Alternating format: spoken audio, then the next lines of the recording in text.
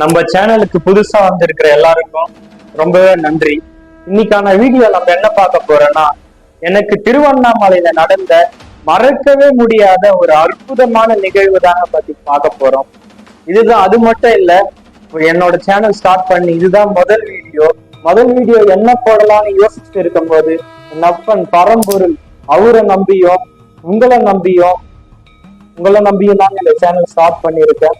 அதனால இந்த வீடியோ பார்த்துட்டு உங்களுக்கு பிடிச்சிருந்தா மட்டும் சப்ஸ்கிரைப் பண்ணிக்கோங்க. இன்னைக்கு ஒரு 1 மந்த் முன்னாடி எனக்கு திருவண்ணாமலையில என்ன நடந்ததுன்னு சொல்லிட்டு பார்க்கலாங்க. நான் எப்பயும் போல திருவண்ணாமலை போறது வழக்கமா போயிட்டு இருந்தேன். ஒரு 1 மந்த் முன்னாடி நான் இங்க இருந்து ஒரு மணிக்கு ஒரே ஒரு டீயை குடிச்சுட்டு நான் திருவண்ணாமலை போயிட்டு என் அப்பனை பார்த்துட்டு அப்புறமா தான் நான் எதுவா இருந்தாலும் சாப்பிடுவேன் அப்படின்னு சொல்லிட்டு போனேங்க. நானும் திருவண்ணாமலை ரீச் ஆயிட்டேன். கோவில் கிட்ட போகும்போது ஒரு 1 கிலோமீட்டர் கியூ நிக்குதுங்க. ஆந்திரால இருந்தோம், கர்நாடகாவில இருந்தோம், கூட்டமா எல்லா மக்கள் வந்திருந்தாங்க. என்னடா இது, சாமியை பார்க்க முடியாதுன்னு சொல்லிட்டு அங்கிருந்து மனம் வந்து நான் இப்படி வரேன். மலை மேல போறது வழக்கமா வச்சிருப்பேன். கந்தாசிரமம், விருப்பாட்ச குகை, மலை மேல போறது ரொம்ப வழக்கமா வச்சிருப்பேன். அதே மாதிரி நான் போயிட்டு இருக்கும் போது விருப்பாட்ச குகை கிட்ட போயிட்டு நான் மேல கந்தாசிரமம் போலான்னு சொல்லிட்டு போறேங்க. போனா அங்கேயும் க்ளோஸ்ல இருக்கு. என்னடா இது, சாமியே பார்க்க முடியல, மகானை பார்த்து தரிசனம் பண்ணிட்டு போலான்னு வந்தா இங்கேயும் பண்ண முடியலன்னு சொல்லிட்டு ரொம்ப ஒரு சேடா நான் பாட்டுன்னு லெஃப்ட் ஹேண்ட் சைடு ஒரு பாதை போடுவேன். அந்த பாதையில போயிட்டே இருந்தேன்.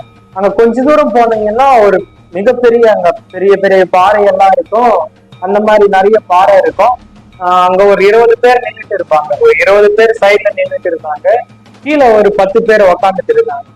நான் போறேன், ஒரு குரங்கு என்ன பார்த்துட்டே இருந்துச்சு. அந்த குரங்கு எங்க இருந்து வந்தது எப்படிலாம் எனக்கு தெரியாதுங்க. அந்த குரங்கு நான் பார்த்துட்டே இருந்தது. அப்படி நான் பார்த்துட்டே இருக்கும் போது சரி ரொம்ப நேரம் நிக்கிறோமே, கொஞ்ச நேரம் போயிட்டு உக்காருவோம் அப்படின்னு சொல்லிட்டு அந்த பாறை மேல உக்கார்ந்த உடனே ஒரு குரங்கு வந்து என் ஐ டு ஐ கான்டாக்ட் பார்த்துட்டு, நம்ம கோவில சுத்தி வருவோம் இல்லையா, அந்த மாதிரி என்ன ஒரு சுத்தி வந்ததுங்க. என்ன ஒரு சுத்தி வந்து என் தொட மேல வந்து உக்காந்துக்குச்சு. சைலண்டா உக்காந்துக்குச்சு. அங்க பக்கத்துல நிறைய பேர் நம்ம குரங்கெல்லாம் பார்த்தா என்ன பண்ணுவோம், உடனே ஐயோ கடிச்சிடுமோ, ஏதாவது நம்ம கிட்ட புடுங்கிட்டு போயிடுமோ அப்படின்னு நம்மளுக்கு எல்லாம் என்ன வரும் இல்லையா. ஆனா அந்த ஒரு சின்ன பயம் கூட எனக்கு ஏற்படல. அந்த குரங்கு வந்து உக்காந்த பிறகு, பயப்படாத, நீ கஷ்டப்படுற, அதனால நான் உனக்கு ஆறுதல் சொல்ல வந்திருக்கேன், நான் எப்பயும் உன் கூட தான் இருப்பேன் அப்படின்னு சொல்ற மாதிரி எனக்குள்ள ஒரு எண்ணங்க. அந்த எண்ணம் வேற எந்த தாட்டும் எனக்கு போல, எனக்குள்ள அந்த எண்ணம் ஓடிட்டே இருந்தது. என்னடா அது, சரி ஓகே போயிடும், சரி நானும் உக்காந்தேன். வந்து என் நெஞ்ச தடவி, இப்போ நம்ம யாருன்னா ஃபீல் பண்ணும் போது நம்ம முதுகுல தட்டுறது இல்லையா, கவலைப்படாதுடா அப்படின்னு சொல்லி, அந்த மாதிரி அந்த போட்டோ கூட உங்களுக்கு ஆட் பண்ற பாருங்க சைட்ல. அந்த மாதிரி என் நெஞ்சில கைய வச்சு தட்டிட்டு, அதுக்கப்புறம் என் கையை பிடிச்சி இப்படி ஆறுதல் சொல்லிட்டு, அதுக்கப்புறம் ஒரு நிமிஷம் நைட் ஐ கான்டாக்ட் பார்த்துட்டு சைலண்டா போயிடுச்சுங்க. எனக்குள்ள அப்போ எனக்கு எந்த பேச்சும் வரல. அப்பா ஈசா அப்படின்னு சொல்லிட்டு ஓம் நம சிவாயன்னு மனசுக்குள்ளதான் அந்த ஒரு மந்திரம் தான் போயிட்டு இருக்கு. அந்த மாதிரி போகும்போது நிறைய பேர் என்ன பார்த்துட்டு இருந்தாங்க. பார்த்துட்டு இத்தனை பேர் இருக்கோம், உங்ககிட்ட வந்து உட்காருது அப்படின்னு சொல்லிட்டு இந்த அழகான, அப்படியே எனக்கு கண் கலங்கி அப்படியே நான் ரமணாசிரமம் வழியா போயிட்டே இருந்தேன். நான் இறங்கி, நான் சொன்னேன் இல்லையா 1 மணில இருந்து நான் சாப்பிடவே இல்லைன்னு. அம்மா கால் பண்ணும் போது இன்னும் சாப்பிடல, சாமியை பார்த்துட்டு தான் சாப்பிடலான்னு இருந்தேன். கரெக்டா இந்த டைம் 1 o'clock. இப்ப நான் இந்த நடந்த விஷயம் வந்து ஒரு 5:30 6 o'clock இருக்கும். நான் ரமணாசிரமம் வரதுக்கு ஒரு 7 o'clock அப்படியே பார்த்துட்டு ஒரு 7 o'clock நான் ரமணாசிரமம் வந்துட்டேங்க. அப்போ வரும்போது என்ன ஆச்சுன்னா, அது எப்பயுமே நான் அந்த வழியா போகும்போது அன்னதானம், அந்த வழியா போகும்போது பார்க்க மாட்டேன் அன்னதானம் போடுறாங்க இல்லையான்னு சொல்லி.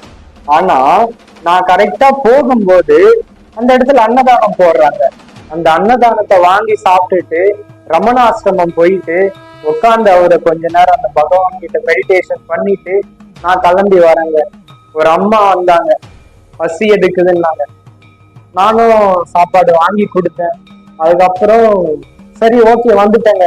கடவுள் இருக்காரா இல்லையான்னு எனக்கு தெரியாது. ஆனா நான் ஒரு விஷயம் எனக்கு நடக்கும் போது, எனக்கு இப்ப நான் கஷ்டத்துல இருக்கேன்னா ஒரே ஒரு மந்திரம் நான் சொல்லுவேன், ஓம் நம சிவாயன்னு சொன்னா போதும். அந்த நாள்ல ஏதாவது எனக்கு ஒரு நல்லது நடந்துடும். அது மாதிரி நமக்குள்ள கடவுள் இருக்காரு, நம்ம கூட எப்பவுமே இருக்காரு. நான் சிவபெருமான ரொம்ப வருஷமாலாம் வழிபடலைங்க. நான் வழிபட ஆரம்பிச்சு 8 மாசம் தான் ஆகுது.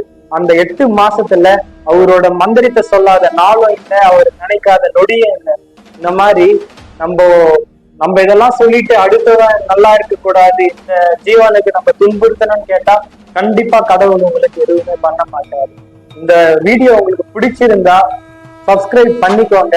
இதே மாதிரி ரொம்ப ரொம்ப இன்ட்ரெஸ்டிங்கான வீடியோஸ்லாம் உங்களுக்காக வரும்போது ஓம் நம சிவாயன்னு சொல்லி இந்த உரையை முடிக்கிறேன். தேங்க்யூ.